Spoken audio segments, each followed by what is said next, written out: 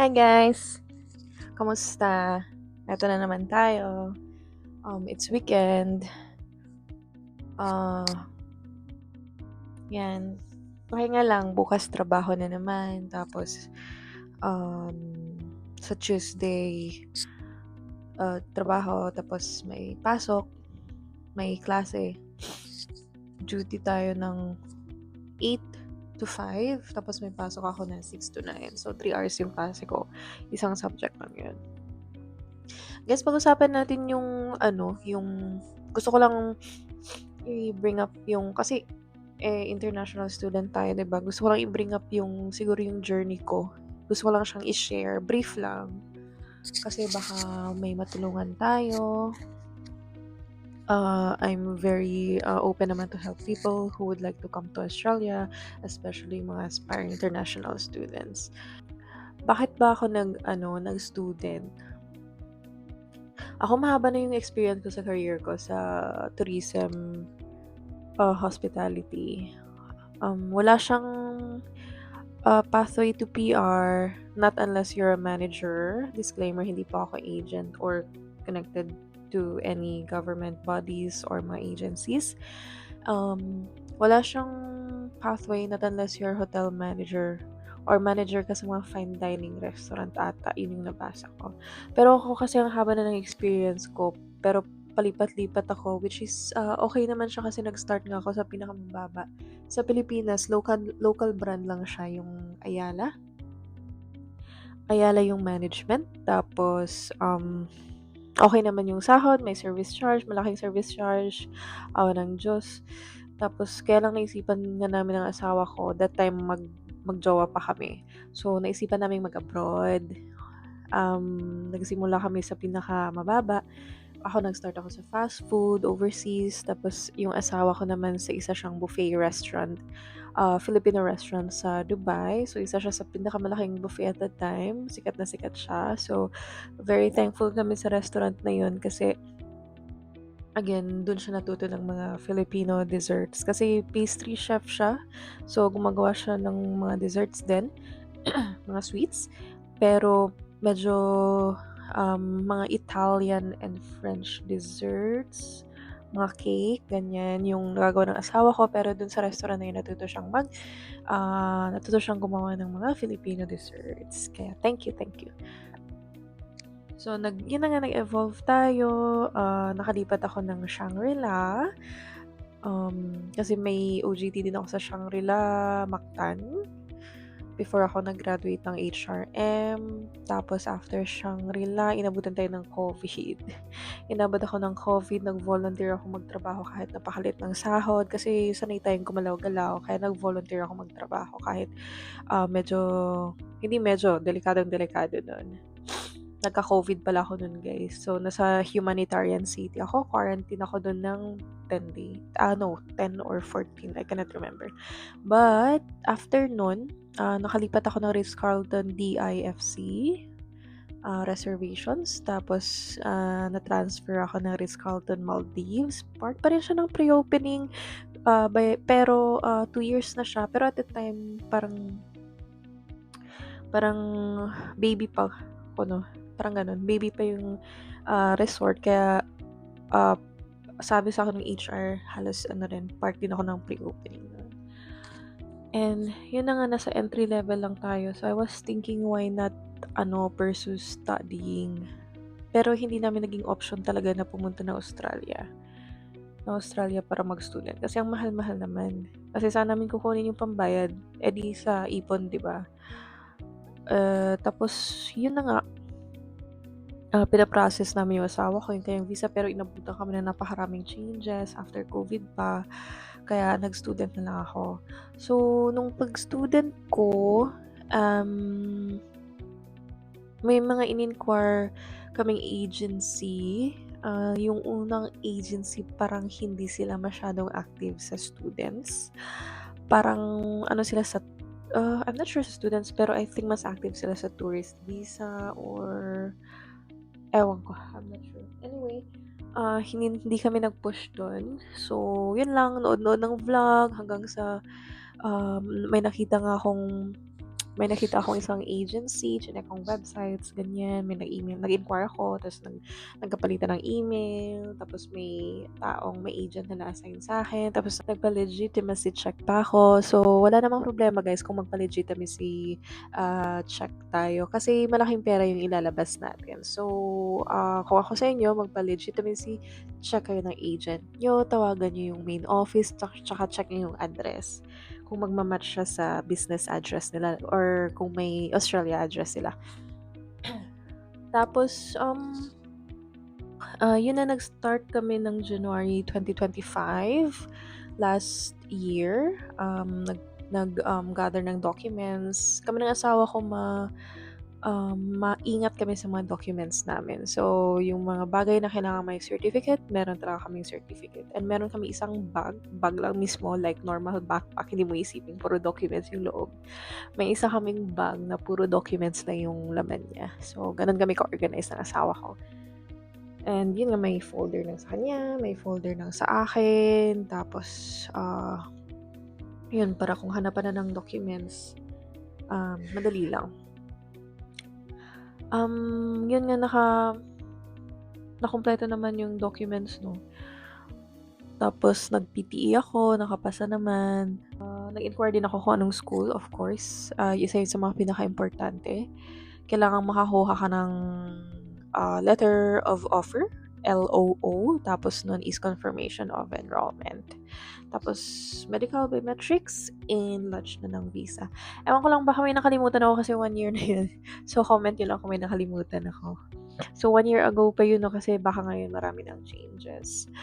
And I think previously, no need na yung English requirement. But I think, yeah, at the time, nung nag-PT ako, nasa level 3 na nga yung Pilipinas, which nabilang yung Pilipinas sa mga Pilipino na kung gusto yung mag-student sa Australia, dapat mag-take ng English exam. Tsaka dapat mapasa natin yung English exam. So, recommend ko yung PT, no, kasi hindi naman ako nakatry ng IELTS. Pero nabasa ko nga, nanonood din ako ng mga vlog, mas recommended yung PTE kasi straightforward. Actually, madali lang talaga siya. Tsaka 2 hours siya. Hindi mo mararamdaman na 2 hours na pala. Tapos na yung 2 hours. Sabi ko dun sa assessor. Hindi siya assessor. Sabi ko dun sa nagbantay. Sabi ko, 2 hours na. Sa Dubai ako nun. Kami ng asawa ko. Tapos, I would recommend na lagi tayong 1 step ahead. Tapos, lagi nyong magawa kayo ng checklist, ng spreadsheet para malaman nyo or kung alam nyo kung saang step na kayo. Tapos, lagyan nyo ng dates para malaman nyo yung progress nyo. Tapos, awa ng Diyos naman, kompleto yung natin, mapapeles natin, no? Namin ng yung mapapeles ko. Tapos, biometrics. May GTE pa pala. Hindi ko na-mention yung GTE. Yes.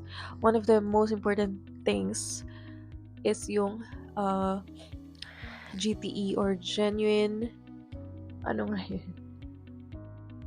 genuine temporary no.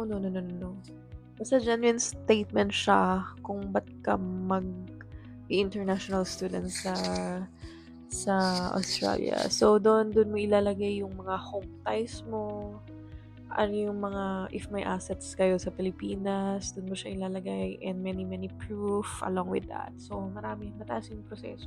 Imagine, nagtatrabaho ako noon sa Dubai, yung pinaka-stressful ko na trabaho sa buong career ko. And pinagsabay ko yung pag-a-apply kasi nga parang yun nag-motivate sa amin ng asawa ko na naalis na kami ng UAE kasi pareho kaming stress, as in bugbog yung katawan namin. Ang ganda ng tirahan namin, ang ganda-ganda ng tinitirahan namin. Malayo kami sa kabihasnan. Malayo kami sa city, pero ang ganda ng tinitirahan namin. Merong pool, malaki ng pool, para siyang Olympic size pool, tapos may gym na rin, tapos para na siyang park. Parang isa siyang community. Very convenient. Hindi siya convenient siya in a way na may transportation, may bus, yung company bus papuntang city in case gusto namin pumunta ng city. Anyway, napalayo na yung usapan. Kompleto na nga lahat. Okay na. um, nag-antay kami ng email ng IMI na requesting for biometrics and medical. So, nagpa-medical ako agad. After, nag-lunch kami. For February 14 kami nag-lunch. Tapos, I think after 1 or 2 days, naka-receive na kami ng email from the IMI requesting for those two, biometrics at saka medical. Pagkatapos na nagpa-medical ako agad, biometrics ako agad, schedule, ganyan. Tapos waiting game na. Tapos yung processing time nun, nabasa ko sa ang target pa namin ng agent ko, February ako magsa-start. Yung intake, February 2025, sa school na yun. And, nag-lunch kami February din eh. February 14, nilalakad pa namin yung documents a month before February. So, hindi namin kaya yung February intake. So, nag-intake ako ng May 2025. So, intake nga ng May 2025. So, waiting game na nga. February 14 nag-lunch. After 2 days, may 1 or 2 days, may email kami from IMI. Tapos, medical at saka biometrics ako agad. Tapos, dumating na yung visa ko after 3 weeks. So, merong mga autogrant, but hindi ko alam kung ano yung mga qualification, ano yung mga kailangan para autogrant ka. Pero yung akin, inabutan ako ng 3 weeks. Tapos, higher education yung kinuha ko sa course ko, no, masteral. Ine-expect kong matatagalan. Halos nag-expect nga ako ng 6 months. Inisip ko pa na baka hindi ko mahabol yung May intake. Kasi nag-lunch kami February. Kung abutan ng 6 months yung approval ng visa, yung grant ng visa, or ano ba, tas mag-S56 pa, diba? Mamove naman ng intake. So, kasi merong visa processing website sa IMI website. Merong visa processing doon. Piliin nyo lang yung higher education, blah, blah, blah, kailan nila, ganyan. Tapos nakalagay kasi doon 6 months and above. Tapos nag-update yun. Halos monthly nag-update yung mga processing times. Nung time na yun, ang nakalagay, mga 50% of the applicants nakalagay doon 60 per 6 months. So, sabi ko, naisip ko, baka abutan ako, isa ako sa mga nandun sa 50%. Sabi ko, wag naman. Kasi stress na stress talaga kami dalawa ng asawa ko nun sa trabaho namin. So, gustong-gusto na namin umalis. Alam mo yung, siguro na-depress kaming pareho, tapos pagod yung katawan, bagsak yung katawan. Kaya, I cannot really forget that moment. Yun talagang nag-motivate sa amin para mag-Australia. Diba, nag-grant na nga yung visa ko after 3 weeks. Nag-resign ako agad. Siya din nag-resign din si Aldrin. Tapos, umuwi na kami ng Pilipinas. Umuwi muna kami ng 1 month. Saka ako lumipad ng May 5. May pasok ako ng May 15. Orientation ng May 15. Tapos yun, tuloy-tuloy. Andito na nga ako sa Australia. Tapos, yung may kakilala naman si mother-in-law ko dito, yung best friend niya. Bali, yung anak ng best friend niya, tinulungan kaming maghanap ng bahay, ng matitirahan. So, nandun kami for May, June, July, August, September, October, November, 7 months. 7 months din kami nakatira dun. Halos 15 minutes walk. So, from bahay to train station, 15 minutes walk siya. Tsaka, pauwi. Nakabili kami ng scooter, nakabili kami ng skateboard. Kasi nga, luging-lugi ka talaga sa tulog mo. Lalo na asawa ko, naka full-time siya, diba?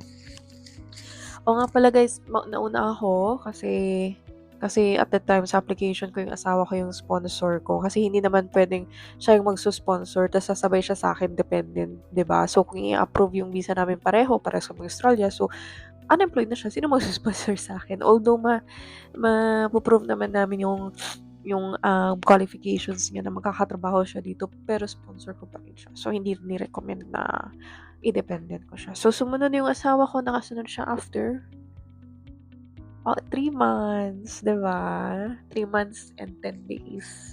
Kung may mga gusto kayong malaman sa journey ko, meron din akong andito pa yung mga spreadsheets ko, yung timeline, nandyan lahat, tapos yung budgeting ko, andun lahat. Kung may gusto kayong malaman, comment nyo lang down below. Pero I highly recommend pa rin na mag-research kayo, manood kayo ng mga vlog. Um, Yun, ano nyo lang. Tsaka I'm happy to help naman. Pag nag-comment kayo, I'm very active sa social media ko. I'll be there to support you and help you. Tutulungan ko kayo kung paano i-push yung application nyo. Pero disclaimer lang, again, hindi po ako agent or connected with any other agencies. Ilang months na ako? June, July, August.